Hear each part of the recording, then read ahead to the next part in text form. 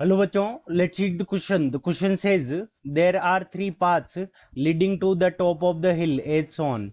Assuming that the friction of the ground is negligible, which of the following statement is true?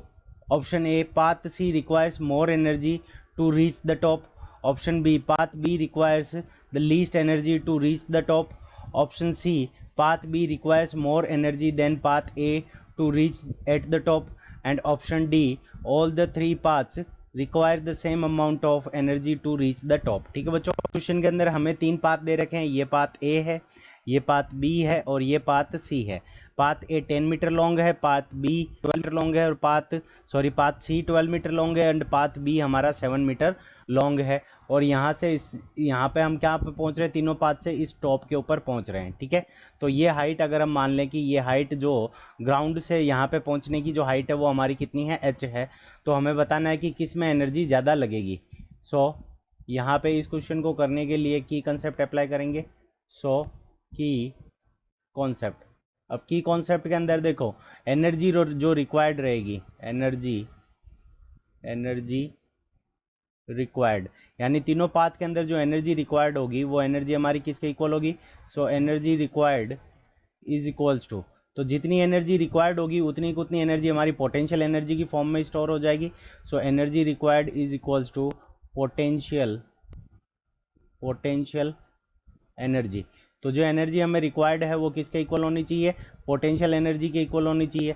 और potential energy की जो value है वो हमारी किसके इक्वल होती है, m multiplied by g multiplied by h. अब यहाँ पे देखो, जो पर्सन है उसका मास क्या रहेगा इस पूरे पाथ के दौरान, क्या रहेगा, कांस्टेंट. यहाँ पे हमारा जो पाथ रहेगा उसके अंदर m क्या रहेगा, कांस्टेंट रहेगा. और g हमारा क्या है, जी बी की क्या है, वैल्यू है ग्रेविटेशनल एक्सीलरेशन की, और इसकी वैल्यू भी क्या रहेगी, कांस्टेंट रहेगी. और h जो हाइट है तीनों ही पाथ के अंदर वो हमारी क्या है, इक्वल है. तीनों ही पाथ के अंदर जो h हाइट होगी ग्राउंड से वो क्या होगी, इक्वल होगी तीनों ही पाथ में.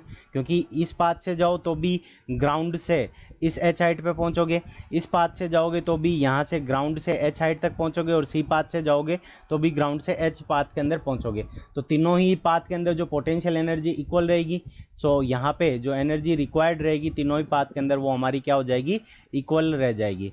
एनर्जी रिक्वायर्ड तीनों ही पाथ के अंदर वो हमारी क्या रहेगी, इक्वल रहेगी, किसी में भी कम किसी में भी ज़्यादा नहीं होगी. ऑप्शन डी हमारा क्या हो जाएगा, करेक्ट हो जाएगा. All the three paths require the same amount of energy reach the top.